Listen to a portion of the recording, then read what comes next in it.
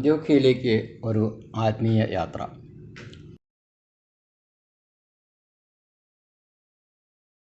അന്താക്യ എന്നറിയപ്പെടുന്ന അതിപുരാതനമായ നഗരമായ അന്ത്യോഖ്യയിൽ, അതെ, ക്രിസ്തീയ സഭയുടെ ആരംഭസ്ഥലമായ അന്ത്യോഖ്യയിൽ വിശുദ്ധ പത്രോസ്ലീഹ സ്ഥാപിച്ച ലോകത്തിലെ ആദ്യത്തെ പള്ളിയാണ് ഈ കാണുന്നത്. ഞങ്ങളുടെ തുർക്കി യാത്രയുടെ പ്രധാന ഭാഗമായി 2024 നവംബർ 14-15 ദിവസങ്ങളിൽ അന്ത്യോഖ്യ സന്ദർശിക്കുവാനിടയായി. പെന്തക്കോസ്ത് ദിവസം പത്രോസ്ലീഹായുടെ സന്ദേശം കേട്ട് ജെറുസലേമിൽ 3000-ലധികം ജനങ്ങൾ യേശുക്രിസ്തുവിൽ വിശ്വസിക്കുകയും അതിനെ തുടർന്ന് യഹൂദ പുരോഹിതന്മാരും പ്രമാണിമാരും അപ്പോസ്തലന്മാർക്കും വിശ്വാസികൾക്കും എതിരായി കടുത്ത പീഡനങ്ങൾ ആരംഭിക്കുകയും ചെയ്തു. അതിൻ്റെ ഫലമായി ശിഷ്യന്മാരും അനുയായികളും പലസ്തീനിൻ്റെ പല ഭാഗങ്ങളിലേക്കും അന്ത്യോഖ്യയിലേക്കും അലക്സാന്ദ്രിയയിലേക്കും ദമാസ്കസിലേക്കും പലായനം ചെയ്യുകയുണ്ടായി. സ്ലീഹന്മാരെ വളരെയധികം സഹായിക്കുകയും യേശുവിൽ ഉറച്ച് വിശ്വസിക്കുകയും ചെയ്ത വിശുദ്ധ ബർണാബാസ് അന്ത്യോഖ്യയിലെത്തിയപ്പോൾ ജെറുസലേമിൽ നിന്നും യേശുക്രിസ്തുവിൻ്റെ സുവിശേഷം ഇതിനോടകം തന്നെ ഉൾക്കൊണ്ടിരുന്ന ഒരു സമൂഹത്തെ കണ്ട് സന്തോഷിക്കുകയും അന്ത്യോഖ്യ കേന്ദ്രീകരിച്ച് തൻ്റെ സുവിശേഷ പ്രവർത്തനം ആരംഭിക്കുകയും ചെയ്തു.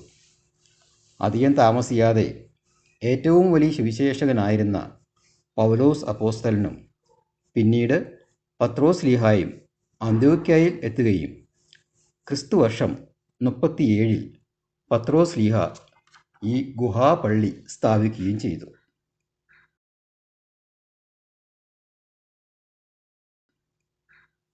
പത്രോസ്ലീഹ 7 വർഷത്തെ സുവിശേഷ പ്രവർത്തനങ്ങൾക്ക് ശേഷം റോമിലേക്ക് യാത്ര ചെയ്യുകയും അന്ത്യോഖ്യയിൽ നിന്നും യാത്രയാകുന്നതിന് മുൻപായി പത്രോസ്ലീഹ ഈവാദിയോസ്, ഇഗ്നാത്തിയോസ് നൂറോനോ എന്നീ പിതാക്കന്മാരെ തൻ്റെ പിൻഗാമികളായി തിരഞ്ഞെടുത്തു. അന്ത്യോഖ്യ പാരമ്പര്യത്തിലുള്ള യാക്കോബായ സുറിയാനി ഓർത്തഡോക്സ് സഭയുടെ പാത്രിയർക്കീസന്മാർ ഉന്നതനായ ഇഗ്നാത്തിയോസ് പിതാവിൻ്റെ പേരും കൂടെ ചേർക്കുന്നുണ്ട്.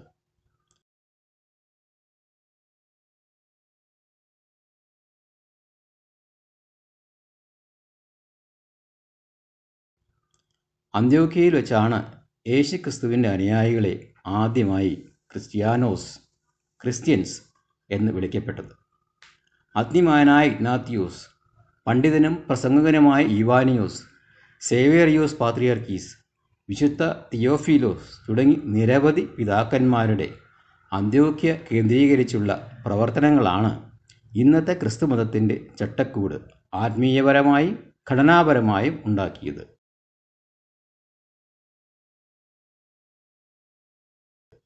യാക്കോബായ സുറിയാനി ഓർത്തഡോക്സ് സഭയ്ക്ക് എക്കാലവും അഭിമാനിക്കാവുന്ന ഒരു വസ്തുതയാണ് ഇത്. പ്രകൃതിക്ഷോഭങ്ങളുടെയും നിരവധി അധിനിവേശങ്ങളുടെയും ആയ പലവിധ പീഡനങ്ങൾ മൂലം അന്ത്യോഖ്യ സിംഹാസനം തുർക്കിയിൽ തന്നെയുള്ള മർദിൻ എന്ന സ്ഥലത്തെ കുർക്കുമോ ദൈറയിലേക്കും വിശുദ്ധ ഹാനോയ് ദൈറോ സിറിയയിലെ ഹോംസിലേക്കും പിന്നീട് ഇപ്പോഴത്തെ ആസ്ഥാനമായ ദമാസ്കസിലേക്കും സ്ഥലം മാറ്റം ചെയ്യപ്പെട്ടു.